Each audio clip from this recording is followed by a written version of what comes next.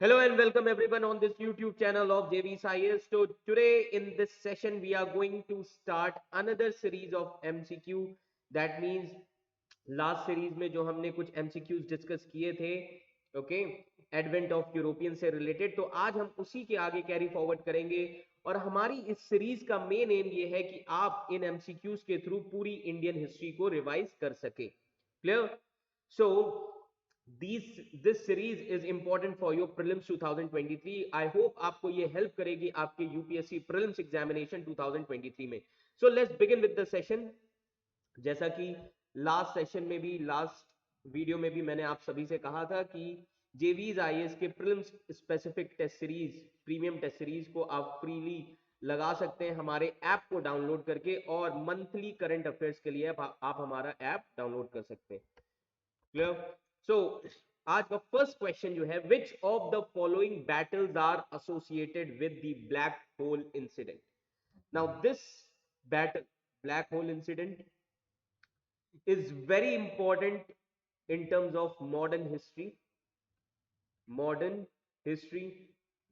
अब ये इंपॉर्टेंट इसलिए भी है क्योंकि बिकॉज ऑफ दिस बैटल कुछ पॉलिसीज चेंज हुई थी, और इस इंसिडेंट की वजह से एक बहुत बड़ा बैटल भी हुआ था। क्लियर? तो सबसे पहले हम ऑप्शंस देख लेते हैं। Option A, battle between Sirajuddaulah and English East India Company at Calcutta. Option B, battle between French East India Company and English East India Company at Wandiwash. Option C, battle of Plassey, and option D, battle of Buxar. So सभी लोग comment section में अपना answer लिखते रहिए। So the correct answer is option A, black hole episode. किस लिए हुआ था? This was a battle between Siraj ud-Daulah, who was the nawab of Bengal and English East India Company. तो सिराज उद दौला ने, याद रखेगा, ऑर्डर दिया था ब्रिटिश ईस्ट इंडिया कंपनी को कि वो फोर्टिफिकेशंस ना करें, क्योंकि ईस्ट इंडिया कंपनी ने फोर्टिफाई करना शुरू कर दिया था। और जब कंपनी ने ये कॉम्प्लाई नहीं किया, याद रखिएगा, then Siraj ud Daula attacked fort of Calcutta. समझ में आ रहा है? फोर्ट विलियम पर हमला किया गया था कैलकाटा में, and British had to flee. उसके बाद याद रखिएगा, रॉबर्ट क्लाइव को बुलाया जाता है ईस्ट इंडिया कंपनी द्वारा Bengal. Clear? So the capture of Calcutta will ever remain memorable in the history on account of black hole episode. ऐसा क्या हुआ था? 146 प्रिजनर्स, इनको एक छोटे से रूम में बंद कर दिया गया था, डार्क रूम था, जिसको ब्लैक होल कहा जाता है। And it that room was 18 by 14 feet long and 10 inches wide. तो कहा जाता है 123 उनकी डेथ हो गई थी सफोकेशन की वजह से, एंड 23 ने ही सिर्फ सर्वाइव किया था। क्लियर? जिसकी वजह से सिराज उद्दौला के ऊपर ह्यूमन राइट्स वायलेशन, एक तरीके से इमेज इनकी खराब हुई थी। और इसीलिए जब भी जलियांवाला बाग मैसेकर की बात होती है तो हमेशा ब्रिटिश कोट करते हैं जलियांवाला बाग को जस्टिफाई करने के लिए इस इंसिडेंट को। Clear? Now another question, question number 2, which of the following were the chief reasons for the loss of battle of Plassey in 1757? अब सबसे इंपॉर्टेंट रीजन क्या था? Option A, small army of Sirajuddaulah, ये रीजन नहीं है। Option B, obsolete weapons of Indian army. Option C, betrayal of Mir Jafar, and option D, French support to British. So सभी लोग comment section में आंसर लिखते रहिए, जल्दी जल्दी सभी लोग आंसर लिखते रहिए। Yes, so option C is the appropriate answer. तो आप देख सकते हैं, betrayal of, okay, betrayal of Mir Jafar. Clear? So British march out to grove of Plassey, about 100 kilometre, जो कि नॉर्थ में है कैलकाटा के, जहां पर याद रखिएगा 1000 Europeans and 2000 sepoys with 8 pieces of artillery. Bengal viceroy जो थे, उनकी army 35,000 foot and 15,000 horse and 50 cannons were there. तो ये बैटल कब लड़ा गया था? 23 June 1757। Battle of Plassey was fought between the forces of Sirajuddaulah and his French support troops and troops of British East India company led by Robert Clive. Clear? अब ये battle का अगर आप टाइम पीरियड देखेंगे, इसी टाइम पीरियड में Europe में एक बैटल चल रहा है, 7 इयर्स वॉर, 1756 टू 1763। तो इसीलिए कहा जाता है this event was also a part of 7 years war. And इस बैटल में याद रखिएगा नवाब की जो फोर्सेस थी they were defeated and nawab fled to the scene on a camel along with his 2000 horseman. सबसे पहले ये मुर्शिदाबाद गए and then he went to Patna by boat and then he was eventually pursued by Mir Jafar's soldiers. Clear? So faithful commanders कौन थे इस battle में नवाब के? Mir Madan and Mir, याद रखिएगा, मोहन लाल। क्लियर? तो बेसिकली याद रखिएगा जो राइट आर्म थी आर्मी की, it was under the control of Rai Durlabh. Centre कौन संभाल रहा था? Yar Lutf Khan and left close to British by Mir Jafar and ये सभी ट्रेटर्स थे। इसीलिए बैटल ऑफ प्लासी को याद रखिएगा बैटल नहीं कहा जाता है बल्कि बिट्रेयल कहा जाता है। Clear? It was just a conflict between Nawab and east India company और यहीं से ब्रिटिश रूल का डोमिनेंस शुरू होता है after 1757। Now another question, this is related to battle of Buxar. तो सारी थीम्स पर रखे गए ताकि आपका हर एक टॉपिक आप रिवाइज कर सकें। So battle of Buxar has an important place in Indian history, yes, because British defeated the combined armies of nawab of Awadh, nawab of Bengal and Mughal emperor and the war ended with a treaty of Allahabad. बहुत important treaty है इलाहाबाद 1765 की। And which of the following statements are correct regarding this treaty? First, East India company got diwani rights of Bengal. Second, Nawab of Awadh had to pay 50 lakh immediately to East India Company as war expense. And then a wakil of British would stay in the court of Shah Alam II, but that wakil will not interfere in the internal administration. So select the correct codes from given below. Option A 1 and 2 only, option B second and third only, option C first and third only, and option D all of the above. तो जल्द से जल्द answer आप लोग comment section में लिखते रहिए। Okay, so the correct answer is option D, that means all of the above, all the statements are correct. Clear? तो आप देख सकते हैं all of the statements, all of the above, all the statements are correct. So battle of Buxar winner कौन थे? Hector Munro. Losers combined armies of Mir Qasim, nawab Shujauddaulah, ये अवध के नवाब थे। Clear? And Mughal Emperor Shah Alam II. So this battle was fought between British and combined forces of these three rulers. Clear? तो अब एक चीज याद रखिएगा, इस बैटल में मेजर मुनरो ने हरा दिया था इन तीनों ही रूलर्स को। एंड वॉर के बाद मीर कासिम तो भाग गए थे नॉर्थ वेस्ट में and he died. Shah Alam second he, याद रखिएगा, left Shujauddaulah and sought shelter in British camp. तो शाह आलम को तो पेंशनर बना दिया गया। शुजाउद्दौला, अब अवध जो है, अवध को ब्रिटिशर्स ने एक बफर स्टेट बना लिया, इसीलिए दोस्ती कर ली थी शुजाउद्दौला के साथ। Clear? Buffer state. Clear everyone? So ये याद रखिएगा, Shujauddaulah tried to defeat the British till 1765 but he was not successful. Then later fled to Rohilkhand and historical reports and studies के हिसाब से कहा जाता है मेन कॉज जो था defeat of Mughals was lack of coordination among various Mughal forces. Mughal forces में ही coordination नहीं बचा। क्लियर? और कौन सी ट्रीटी साइन हुई थी 1765 में? Treaty of Allahabad. This much is clear to all of you. So implications क्या थे बैटल के? तो आप देख सकते हैं अब इस बैटल के इंप्लीकेशंस क्या थे। सबसे important implication, Allahabad treaty 1765 by Lord Clive, किसके साथ? मुगल एम्परर शाह आलम सेकंड के साथ। एंड मीर कासिम डिफीट के साथ ही साथ नवाब का जो रूल था एक तरीके से खत्म हो गया था बंगाल में। दीवानी राइट्स दे दी गई थी किसको? ईस्ट इंडिया कंपनी को दीवानी राइट्स टू कलेक्ट रेवेन्यू, कि अब ब्रिटिश जो है एडमिनिस्टर करेंगे, मैनेज करेंगे रेवेन्यूज उस लार्ज एरिया जिसको हम आज बोलते हैं Bengal, Jharkhand, Bihar, UP as well as of Bangladesh. Clear? So with this battle Britishers became the masters of people of these places. Clear? और इसके बदले में British would give 26 lakh rupees देंगे किसको? मुगल एम्परर शाह आलम सेकंड को as a pension. Clear? So after this battle English armies move towards Awadh and उन्होंने अपना control establish किया over Banaras and Allahabad. Clear?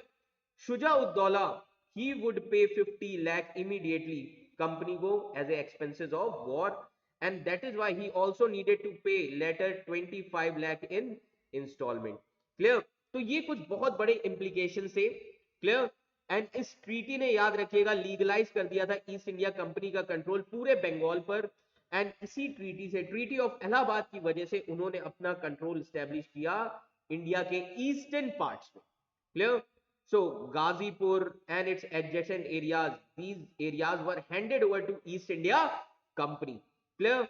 So finally Allahabad fort जो है वो होम हो गया था एम्परर का, and he would be protected by few men of company's army. तो जो वकील होगा इंग्लिश ईस्ट इंडिया कंपनी का वो शाह आलम के कोर्ट में रहेगा, but he was not allowed to interfere in the administration of company. Clear? Now another question, question number 4. Which of the following statement is not correct? Option A, Albuquerque, the successor of Almeida, was the real founder of Portuguese Empire in India.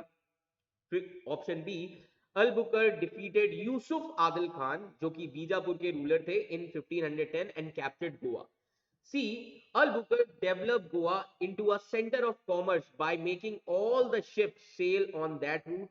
And option D, Albuquerque was not in favor of Europeans marrying Indian women and settling down in Portuguese controlled territories.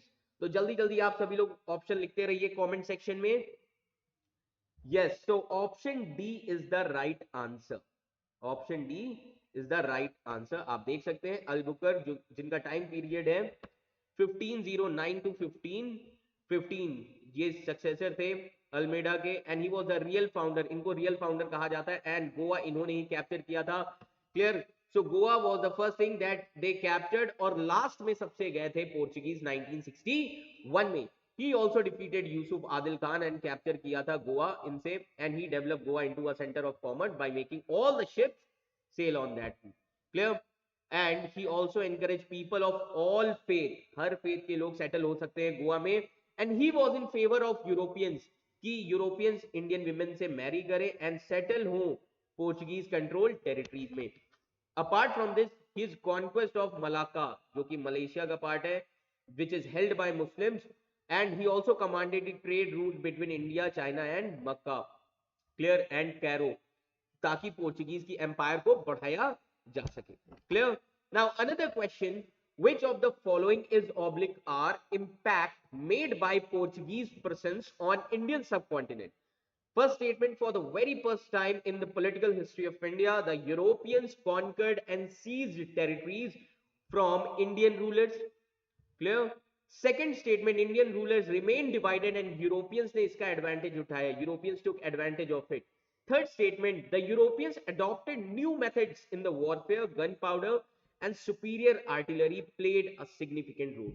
Now choose the correct answer from the given codes below. Option A, 1 only, option B, 1 and 2 only, option C, second and third only, and option D, first, second and third. जल्दी जल्दी सभी लोग comment section में answer लिखते रहिए।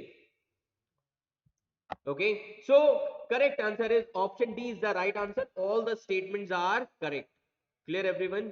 All the statements are correct. तो impact क्या था पोर्चुगीज प्रेजेंस का? Okay, तो पहली बार इंडिया की पॉलिटिकल हिस्ट्री में यूरोपियंस ने कॉन्कर किया और टेरिटरीज को सीज करना शुरू किया इंडियन रूलर से। इंडियन रूलर्स क्यों हार रहे थे? क्योंकि डिवाइडेड थे। समझ में आ रहा है? इसी चीज का एडवांटेज उठाया यूरोपियंस ने। इवन जब इस्लामिक इन्वेजन हुआ तब भी इस्लामिक रूलर्स ने इंडिया की लैक ऑफ यूनिटी का फायदा उठाया था। So Europeans adopted new methods in the warfare, gunpowder, superior artillery, these things have played a significant role. So Portuguese could contain monopolistic trade of the Arabs also, okay, and it did not really help them, क्योंकि already याद रखिएगा middle east में 1453 में Ottoman empire आ चुकी थी। Clear? और Ottoman empire कब खत्म होगी? फर्स्ट वर्ल्ड वॉर के बाद। Clear? 1920 treaty of Sevres. Clear? तो ये सारी चीजें ध्यान रखिएगा। So instead it benefited British, जिन्होंने पायरेट्स को हटाया सी रूट से और सी वॉयज को सेव कर दिया था ब्रिटिश ने, इसीलिए उनकी इंपीरियल नेवी थी। क्लियर?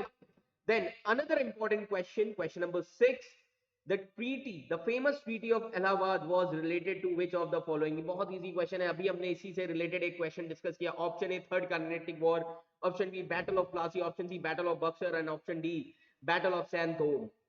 जल्दी जल्दी सभी लोग कमेंट सेक्शन में आंसर लिखते रहिए। Yes, option C is the right answer, battle of Buxar 1764 and the outcome of battle of Buxar, treaty of Allahabad. Clear everyone? और ये अभी हमने डिस्कस ही किया है। और ट्रीटी ऑफ इलाहाबाद के ही थ्रू, याद रखिएगा, ब्रिटिश ईस्ट इंडिया कंपनी को दीवानी राइट्स मिल गई। Clear? Then next question, question number 7, which of the following is not a trading centre of French in India? Option A Agra, B Balasore, C Pondicherry and D Mahe. बहुत easy question है, straightforward question है, static question है, ये question static है। Clear? तो जल्दी जल्दी बताते रहिए, कमेंट सेक्शन में आंसर लिखते रहिए। Yes, option A is the right answer, Agra. Agra trading centre नहीं था फ्रेंच का। Clear everyone? Then question number 8, now question number 8, which of the following provision is oblique are resulted after battle of Buxar? Of statement first, emperor granted the revenue administration of Bengal, Bihar and Odisha to the company. Second statement, the emperor of Shah Alam was to get the district of Allahabad and Kora besides an annual allowance of 26 lakh rupees.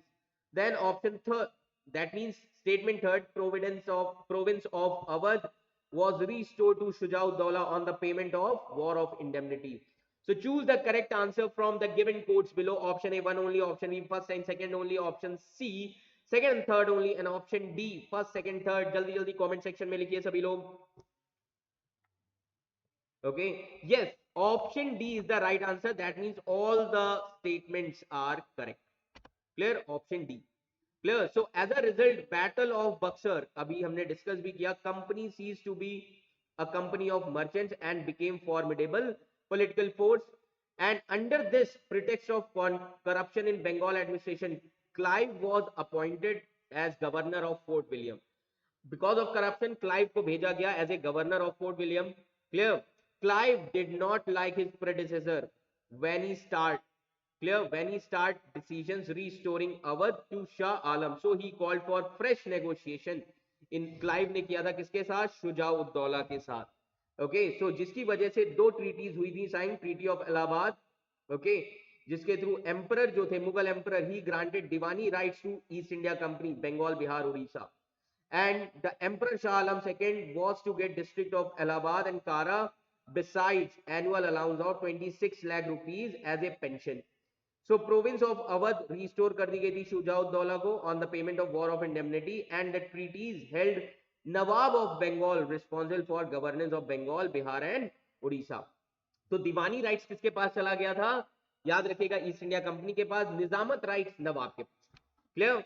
Now question number 9, which of the following statement is not correct? Option A, Warren Hastings, who was the governor of Fort William, was made as Governor General of Bengal according to Regulating Act 1773. Option B, the Charter Act 1813 designated this post as Governor General of India, and William Bentinck was appointed the first Governor General of United British India. Option C, Governor General was selected by the Court of Directors of East India Company, and option D, Canning was the first Viceroy and Governor General of India accountable to British Parliament. बहुत easy question है, ध्यान से पढ़िए सभी लोग options लिखते रहिए comment section में. Yes, option B is the right answer. ये स्टेटमेंट गलत है. क्यों? चार्टर एक्ट 1833 ने पोस्ट डेजिग्नेट की थी governor general of India, and William Benedict first governor general of India बने थे. Clear everyone? 1833. So option B is the right answer. Last but not least, question number 10, consider the following statement regarding Regulating Act 1773.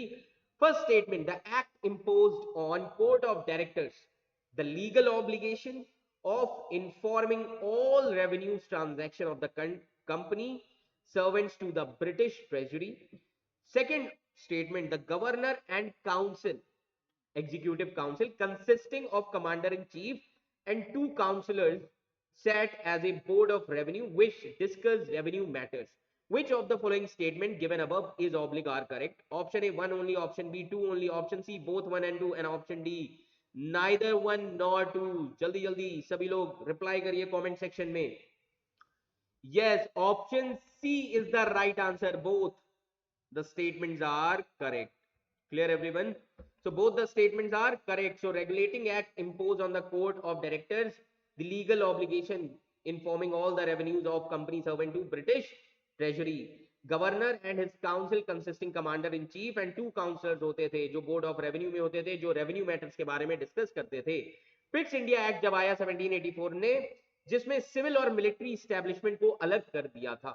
Clear, ये याद रखिएगा। सो I hope ये series आपको बहुत ज्यादा help कर रही होगी और रिवीजन प्रोसेस में भी काफी ज्यादा हेल्प करेगी, और हम ऐसे ही सीरीज के साथ आते रहेंगे आपके लिए वीडियोस लेकर। So thank you so much and all the best for your UPSC prelims 2023। Thank you.